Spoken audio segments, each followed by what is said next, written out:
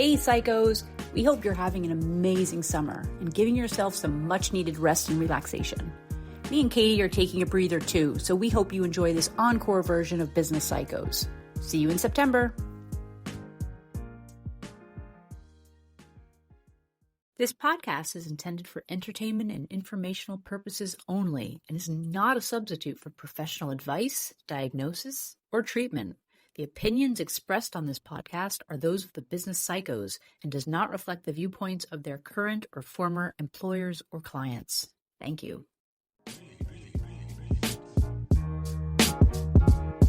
It's the Business Psychos, and today we're gonna talk it out. The podcast about what execs shouldn't talk about. Connecting executives and those who aspire. We're here to have a conversation, yeah, we're gonna light the fire. It's the Business Psychos. Yeah. The Business Psychos. Welcome to Business Psychos, where we discuss how to navigate the complexity, corporate culture, and modern life without becoming a psycho. I'm Mary. And I'm Katie. And we are the Business Psychos. Hey, Katie. Hi, Mary. How was your weekend? I had a great weekend. It's beautiful weather right now in Boston, and this is my favorite time of the year. I love spring, especially in Back Bay. All sorts of beautiful stuff just springing into bloom right now. This weekend, I went for a walk and had a podcast or two in my headphones. You say that with as the view of someone who does not have a pollen allergy, because I'm dying. My cat is sneezing up a storm, but I am absolutely allergy free right now. I don't know why. I used to take like Zyrtec and like what's that stuff that you snort, the Flonase. So speaking of podcasts, I don't know if this is going to go too far into the topic of AI, because I think both of us are very interested in it. I'm working on a research project around AI. I'll lead with my conclusion, which is the more you understand generative AI, the less you're afraid of it as a principle. But the fear that robots are new masters can be immediately overtaken with the understanding and the concern about the motivations and the implications of the tech hype cycle around AI right now and the potential economic impacts of the bubble bursting. I mean, I won't go into length here on this. There's a great podcast by Ed Zitron called Better Offline that does an awesome job. I just want to call out a fellow podcaster, because I'm a big fan of the Modern Wisdom podcast. It's Chris Williamson, who's hit 2 million subscribers recently. And I'm just a fan of people who are intellectually curious, a generous worldview, or a worldview of like knowledge and understanding can maybe help. I love his show, and I thought that was a pretty significant milestone. And he's been mentored under some other of the old big names of other podcasters out there. So now that we have our headsets on, I thought I would give him a call out. He's got a wide range of guests, and what I appreciate is that he encourages healthy discourse. I think we're in a culture right now where shows like his want to veer on, which team are you on? Mm-hmm. And what I appreciate is that he kind of goes away from that and just says, like, let's just do some research and understand it and have a conversation. And he has people on from, the spectrum of political bent. And so, yeah, I appreciate that. So, once you're actually producing a podcast, the way that I look at people now who are really effectively and successfully building audiences and running podcasts, I was just thinking the other day that now I listen to the closing credits on podcasts because I want to hear about all the roles that they have in their production. So just quickly, one other podcast, and I'll get off the topic of other podcasts and we can get to ours. I listened to it this weekend while I was sitting in the Boston Common. And this actually relates to what we'll talk about today, and how collaboration, self-awareness, self-regulation, and compromise matter in authenticity. The podcast is called The Price of Paradise, about a British woman who moves her entire family to an island of indigenous land in Nicaragua that she purchased from an American business owner, and how there's this theme throughout the podcast about the fact that like everyone else's needs and desires get ignored as she just kind of plows forward for her to live in her quote unquote truth. So podcast. Love them. So on to ours. And speaking of buzzwords and things that are out there, vague and kind of misunderstood, is this term authenticity. So it's jumped from personal development into the professional world. These days, it's not surprising to see posts on LinkedIn entitled Authenticity at Work or Be Your True Self and Build a Compassionate Culture. When I was doing research, I saw one that said Embracing Authentic Leadership. I was like, okay. So on today's show, we're going to talk about authenticity next on Business Psychos. And we'll be right back.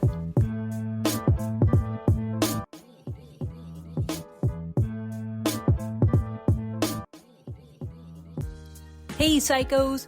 Ready to ditch those harsh chemicals and make a real impact on our planet? ENCORE's got you covered. Introducing ENCORE, your new go-to for eco-friendly cleaning products that actually get the job done. From foaming dish soap to refillable hand soap, each product is crafted to be sustainable, effective. Here's the scoop. Stasia Yefimenko, founder of ENCORE, embarked on this mission after years of dealing with allergies and asthma. She wanted a better way to clean, one that kicks out toxic chemicals and single-use plastics, all while keeping your space sparkling. So why not switch to ENCORE? Head over to elcove.co and check out their stellar range of products. It's time to make a cleaner, greener choice. Try ENCORE today. Your space and the planet will thank you. Use coupon code PSYCHOS15 to get 15% off your first order. That's ELCOVE.co.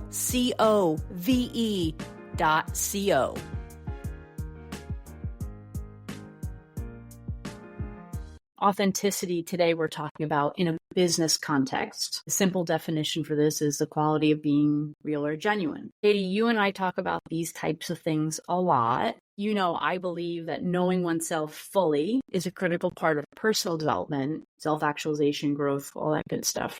It underlies the basis of psychotherapy and even some spiritual practices. I fully agree that self-work or personal practice is important, and I feel that this is a critical component of professional development. That all said, in my mind, I don't feel that this all equates to people feeling that they should be their real self in the workplace. And I feel this way regardless if we're talking about someone working at a 200,000 person company or whether they're self-employed.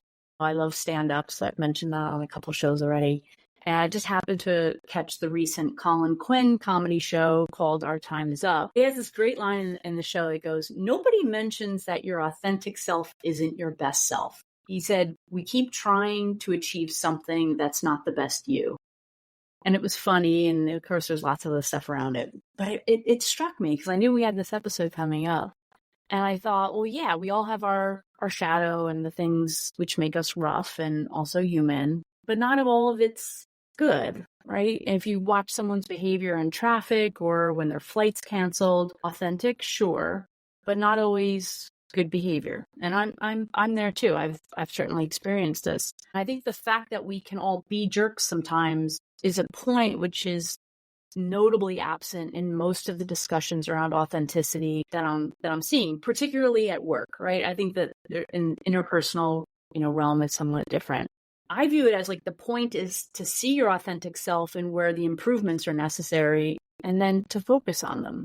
The destination isn't to stay a jerk. And I just want to underscore that if this is missing from the conversation, it's possible authenticity could be used as an excuse for not addressing aspects of ourselves that are still a work in progress. Maybe we don't fix all these things, but we're still required either by law, policy, or social contract to be accountable for our behavior. It's almost like, Katie, I almost have this reaction that I think authenticity at work to be sort of oxymoronic. Like we talk a lot about the game on this show and knowing what your role is in a business context. Employment is a contractual agreement. Companies may have expectations which are not aligned to who you feel you are. And so starting with something that's very generic and sort of not so controversial, you may feel uncomfortable wearing business attire. I actually have a number of my friends who have kids going out into the workforce or internships, and their kids are really frustrated by the dress code. They may not feel it represents who they really are. They want to wear t-shirts and jeans or whatever. They might even feel that in order to feel that they're being authentic, they always have to dress in a style that's consistent with who they feel they are. But, in a work environment, the company takes precedence over authenticity. And that's sort of a simple, easy one. I feel that it can be risky to be authentic at work.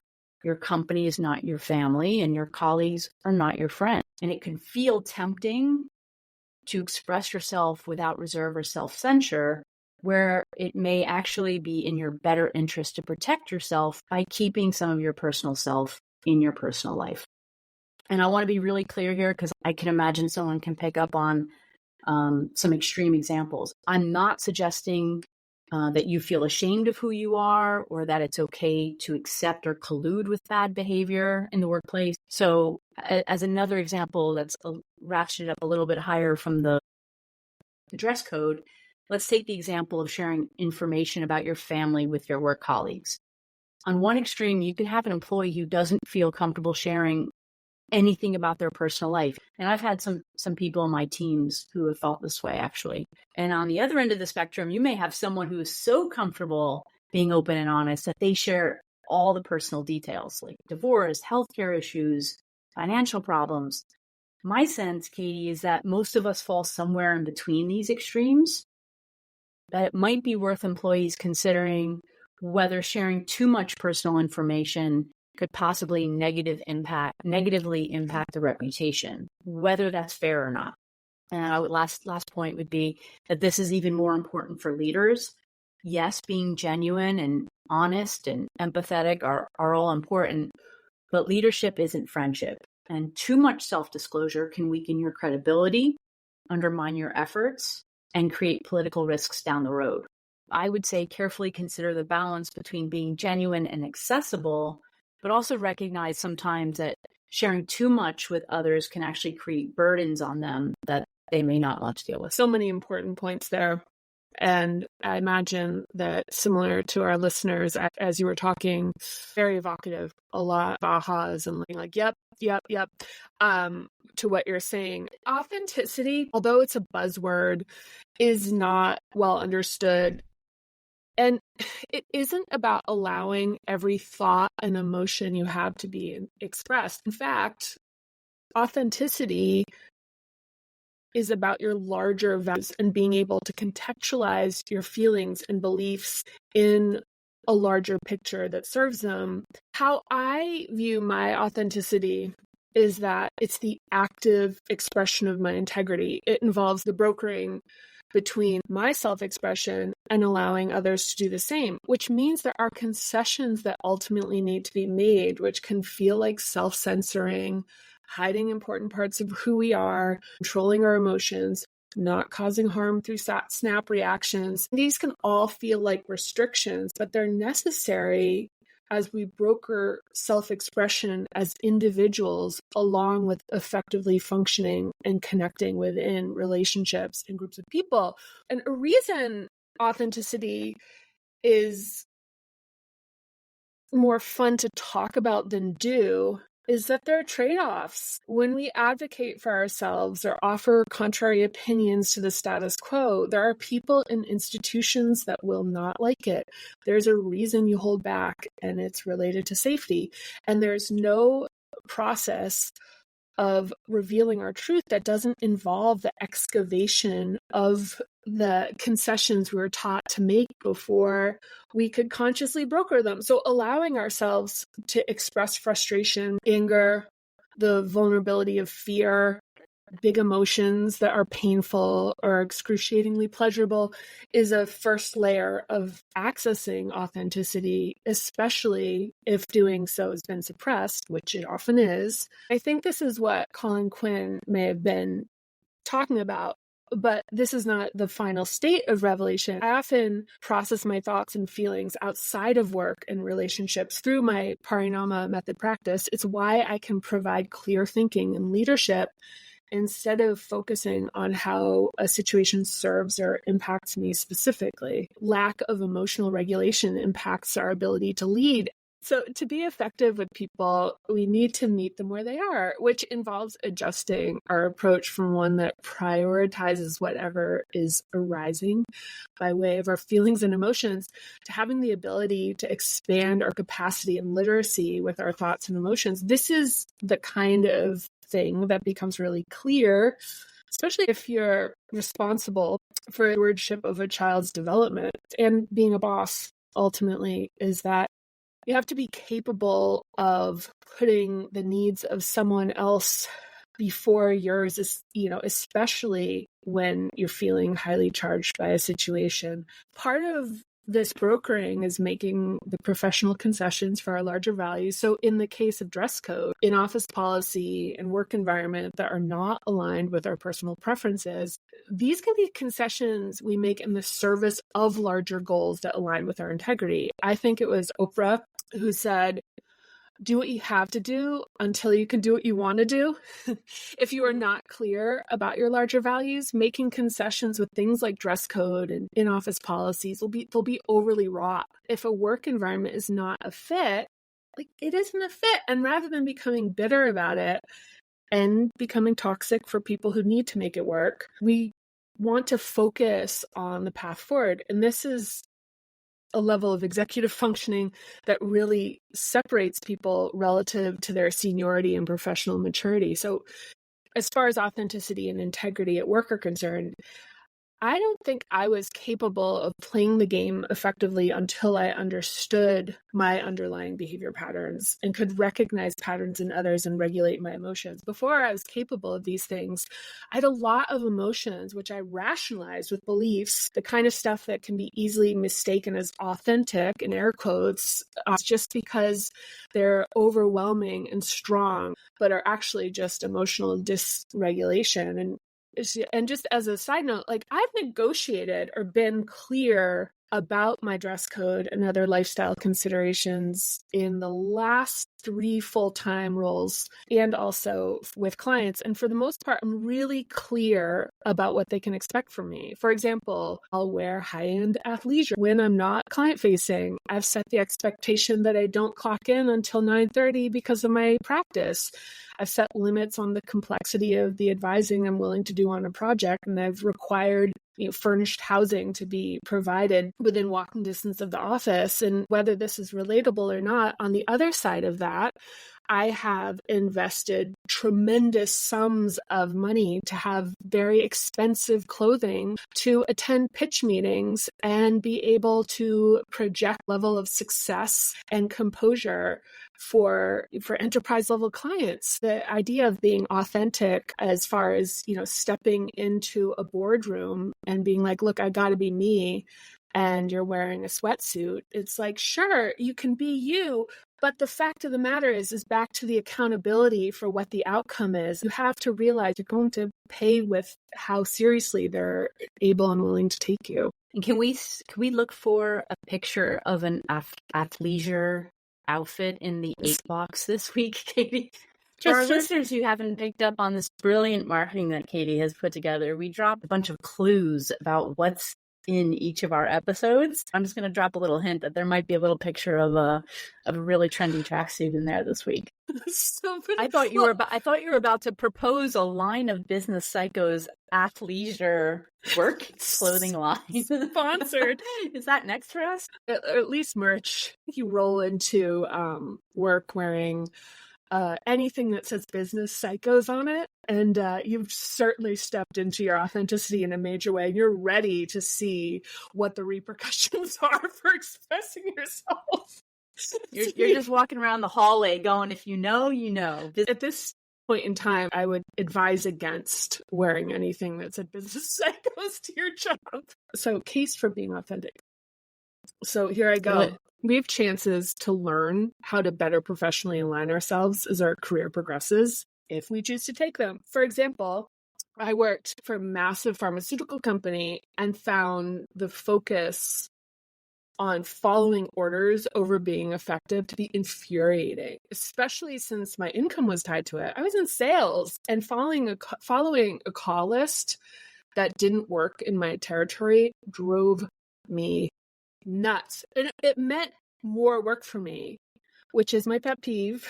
Because in order to succeed, I had to follow the company call list and also make the calls that my analysis was showing would actually get me a result. Even after that led me to being number one in the country, I was still strongly instructed that I still had to follow the call list that they know didn't work. You can see me still getting steamed. After that, I went to smaller companies where I had more freedom.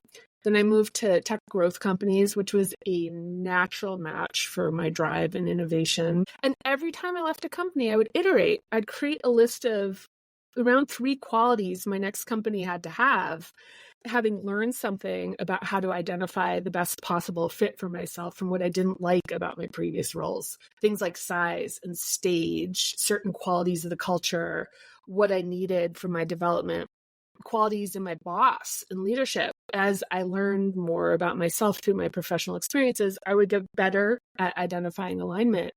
And our authenticity and integrity are alive, and they're constantly revealing new facets as they shift in the changing context of life. I'll say it again. There is a trade-off that is not often discussed, that being true to yourself and speaking honestly from your perspective tends to be polarizing. And if you are not consciously aware of making this trade, it can feel unjust when people respond negatively to us expressing ourselves. Like, authenticity is alive. And it means we need to adjust and move as we learn more about what's right for us. We also have to realize that we may not be everybody's cup of tea. As you express yourself, there is a push-pull where people who are aligned with you will feel closer to you, and others will go the opposite direction. If at some point during your professional development process, you come to realize your job is misaligned with your true self, take control and find a better fit situation, I would dissuade people from trying to make their new self, as they begin to, come into greater levels of authenticity, to make that new self fit into an old environment. And this relates back to our show on outgrowing people and places. Like, wisdom is knowing what you can and cannot change. I love that. I'm hearing so much, which is very consistent with how I experience you, Katie, is I'm hearing a lot about accountability. I think the other thing that struck me as you were speaking is what you just said, how you have clarity around what you can and can't control relative to your inside and outside world. That it's healthy and balanced to reason with yourself about the trade-offs. Like, that's where the maturity and the equanimity sit, and how you speak to it in the story you tell yourself about how you're experiencing the world, right? This is kind of like next level stuff, what we're all trying to do. And it also ultimately makes you a more reflective and reasonable person to work with, which I think kind of makes you more likable and more successful. So that was awesome. I think one of the things that occurs to me, which we didn't talk about, is, well, why are we talking about this? And sometimes we react to things that are out in the world, and you sort of wonder who's actually talking about this. I'm not actually sure how much of this is based in reality, kind of to the point you were making about AI, right? Everyone's talking about it, and it's just like, are we reacting to what everyone's talking about and everything that's in the media? I think for me, because I'm such a big proponent of authenticity in my personal work, my self-work, that I'm having more of a stronger reaction to it when it's applied in a professional setting. And maybe that is very representative of how I operate in the world, which is I keep those things kind of separate. So there might be a bias for me here. And so while I believe we should ascribe to the idea that we're here to deeply know our true nature and create meaning for ourselves, because this is a business podcast, I'm going to shift perspectives, and I'm going to take maybe a slightly more cynical, possibly unpopular view, is that it almost feels as though it's become somewhat fashionable to use therapy and apply personal development ideas into all areas of our culture. And don't get me wrong, I think in many ways, this is great. We've just destigmatized a lot of things, which is really helpful to address honestly and compassionately really difficult topics. But possibly sometimes we can maybe go a little bit too far. We take something that's good and we over-index on there. So my sense is that the last 10, 15 years, there's been a number of shifts, many of them positive, but in some cases increasingly more extreme, that have brought along with it new expectations or entitlements which weren't there before. Doesn't mean it's wrong. I'm just kind of introducing change, that there's a shift going on. Maybe some of these have started at home. There's been a number of books and research papers written about this. Certainly, there's been a lot written about cultural shifts occurring in schools and universities. And now, as these generations get older, we're starting to see these cultural shifts impact the workplace. My sense is that they're starting to address some of these cultural shifts, and you start to see them to show up in things like employee engagement programs. Going back to authenticity, the risk in my mind is that employees, possibly new employees who haven't gone through the ranks and learned and been mentored and all that, might potentially think that they should, or it's okay to act the same way as they do on, say, TikTok or at Thanksgiving dinner, when they're traveling, as they do in a conference room in a meeting. And irrespective of my personal feelings about any of these cultural shifts, I think it's beneficial for employees and companies when healthy boundaries are maintained between personal lives and work environments. And so I'm going to use mental health as an example, because I'm kind of rationing up my examples, starting with something really benign like dress code, and we're getting more and more provocative. So we did an episode on how mental health shows up at work a number of weeks ago. It was, I think, episode 2. And I want to underscore that I think mental health awareness and talking about mental health is a really good positive thing. And frankly, I'd love to see companies have better benefits packages for behavioral health. I think that's like a real area of opportunity. Instead of talking about it at work, like give your employees a benefit package where they can get the care they need.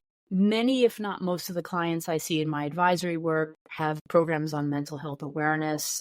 They'll bring external speakers in, panel discussions, all that really good stuff. Especially if you think that even with just depression, 8% of Americans are suffering from depression. Let's use this as a case study or as sort of an example when we're talking about authenticity when disclosing a mental illness like depression. On one end of the extreme, you have an employee who doesn't want anyone to know anything about their diagnosis. Completely understandable. No one would argue with that. On the other extreme, you may have employees who really, really want to share and talk about this. They may even overshare information about their condition in the work environment. They may possibly reference it when they don't meet professional expectations. And here is where I think we get into this kind of gray zone where I would say employees need to be thoughtful, if not careful, about sharing too much information about themselves. Is it right or wrong that could be potentially held against them? That's not what this is about. If you have an amazing boss and you trust them and you want to tell them all this stuff, great, that's fine. I would just offer a word of caution, particularly for maybe younger employees, not in age, but in tenure. Disclosing this amount of personal information could potentially come back to bite you at some point in the future. As you're talking, it's a cascade of, and I imagine that listeners are probably feeling the same way. It's so thought-provoking because it's actually sparking a lot of considerations as far as experiences in other companies. We have an episode coming up that I think will be in our second season that has to do with your relationship to your job. One of the things that has become unhealthy for people is not understanding what a professional role is. It's something that's been used to make employees have blurred lines, work harder and longer, have emotional ties to their work that are not healthy for them. A lot of this, we're family stuff. A lot of this, tell me everything about yourself. It's not in the service of an employee's longer term interest. And I consider myself to be an extremely, almost ridiculously empathetic leader. But I will also say, in the no spin zone here, I will say that if somebody discloses something to me, it will impact what I think their capability is. Very unpopular thing to say out loud, but I will say that it's you really want to control what you're disclosing to your boss and understand that that relationship is very different, is very different than what it seems. Because ultimately, if you are a leader, your fiduciary responsibility ultimately is to be making decisions that are in the best interest for the group. And, having worked and advised in some like pretty young companies, and by young I mean tech, and skewing with like new to the workforce as being sort of predominantly represented. It happens a lot in tech. You have a younger workforce. Shout out to our ageism episode. But my experience has been in these companies that I've worked in recent years, there seems to be larger issues with employees, first of all, like not being engaged in the work, but being highly engaged in the personalness of their connection to the job. Explain that one another time. Being entitled, and also with that entitlement, the creation of these pockets of toxic dissension, specifically, directing negativity to the company for, not doing enough for them in ways that to me have become like really outside what I think is a reasonable expectation for an employer.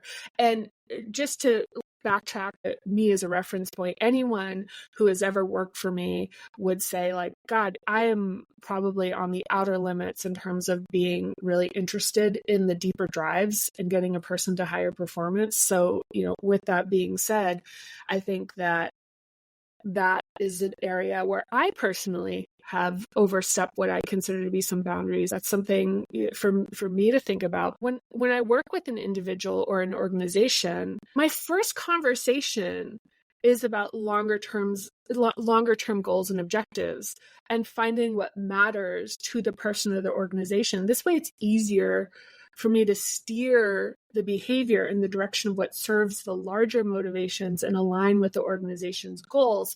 I was once brought into a company where the CEO was sitting down with all of their reports and being like, what are your dreams? What is it that you want to be? People want to be on a winning team. So everybody doing their disparate dream work to build the skills for this career that they don't even really understand what it is. Let's be honest. It's just sort of a notion of something they picked up along the way. Everybody was so fractured in that organization. It was like an organization that literally couldn't get out of its own way because every single person was working in the direction of the thing that mattered to them individually. And I do think that entitlement is part of this discussion because we're talking about what it means to be part of the greater good of a group or organization, which means making concessions. At a recent company I worked with, I supported bringing speakers in, but ultimately there wasn't a sense that leadership was in fundamental alignment with the messages being given. And the dissonance between the speakers and the lived experience of the people working in the company actually did more harm than good. As far as being authentic, confident, larger than life personalities are usually considered, comfortable in their own skin, and versus a more introspective, introverted salesperson, they might think they will come up short without those big, expansive qualities. But the truth is, sales is not about putting on a show. It's about persistence, observation, problem solving, consistent execution, effective communication. Some of the most elite sales professionals I've worked with were quiet, competitive, hardworking engineer types. An important part of being authentic is being uniquely who you are and not hoping your strengths are the ones that are traditionally recognized, and in some cases mistakenly being considered to be more desirable. With all things that are nuanced, and you spoke to this earlier, is our strengths will be naturally occurring, and then there are the qualities that don't come so naturally to us, where we either have to surround ourselves with people who can supply those deficiencies. I do that a lot. Or we have to put ourselves in the position where we're doing the extra work to do the stuff that doesn't come naturally, otherwise suffer the consequences. This is a topic that may come up when we discuss shame, the idea that you're supposed to be good at everything. I love all that. I think this has been my New Year's resolution for a couple of years, which is like be yourself and see what happens, or see who stays. I've also seen if you pretend to be who you aren't, your people can't find you. I really like that one. So yeah, we're all work in progress. The authentic, not perfect us. And to your point, making concessions and also understanding yourself probably more deeply and honestly than you do today. Knowing which situations to put yourself in that are going to bring out the best qualities in you and or provide you the nurturing and support for the areas you're still trying to grow in. That was awesome. So when we come back, we're going to talk about what people and companies should consider about authenticity in the workplace.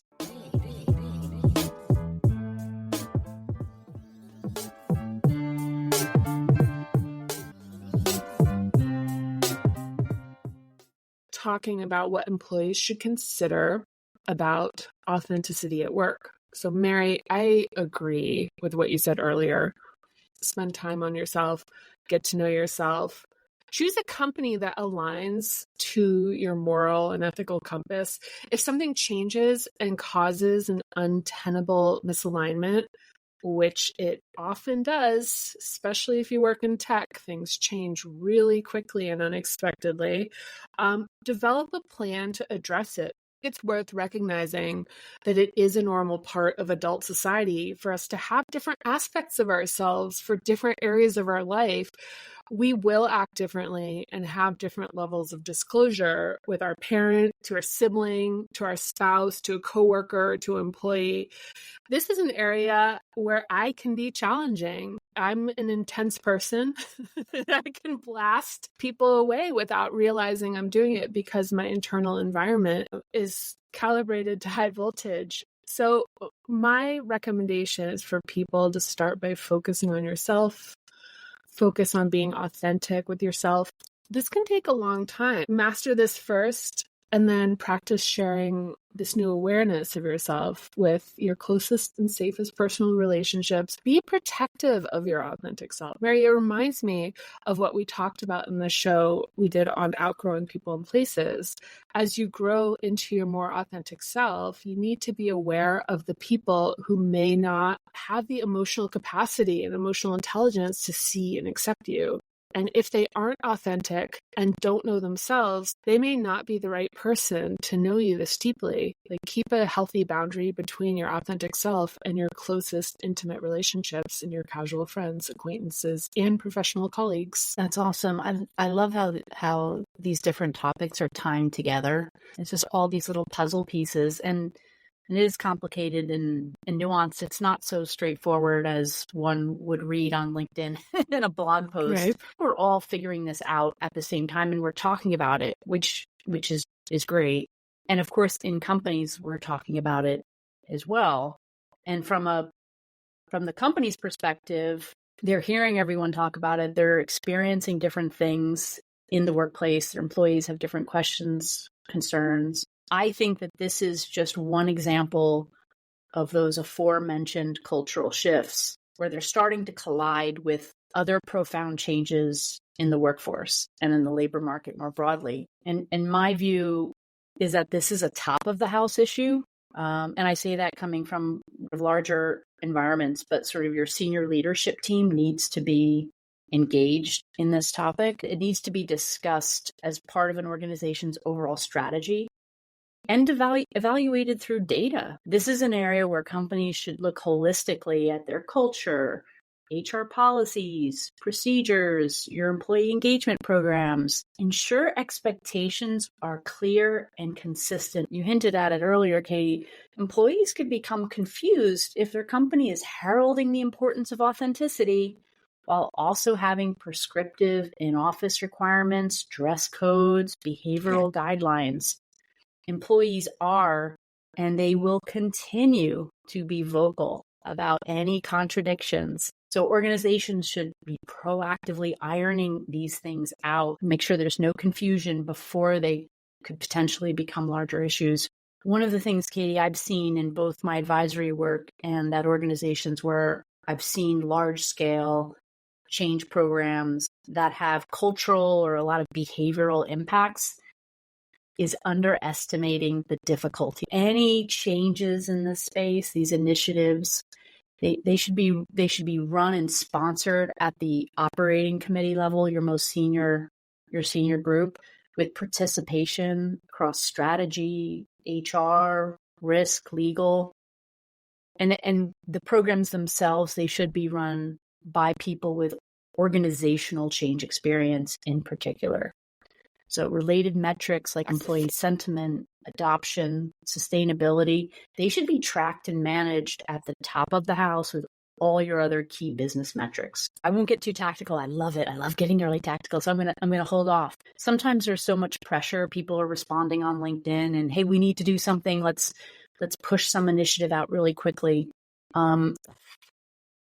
You do not want to stumble out of the gate on this one. You want everyone to be on board.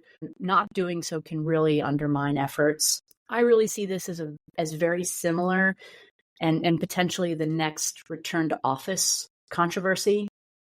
I think there's a lot of lessons to be learned there. Every organization, every industry certainly went through their version of this issue.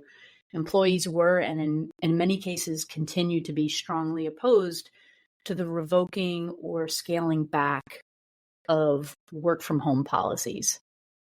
In some cases, those changes were not implemented very well. And some of that had to do with the pandemic.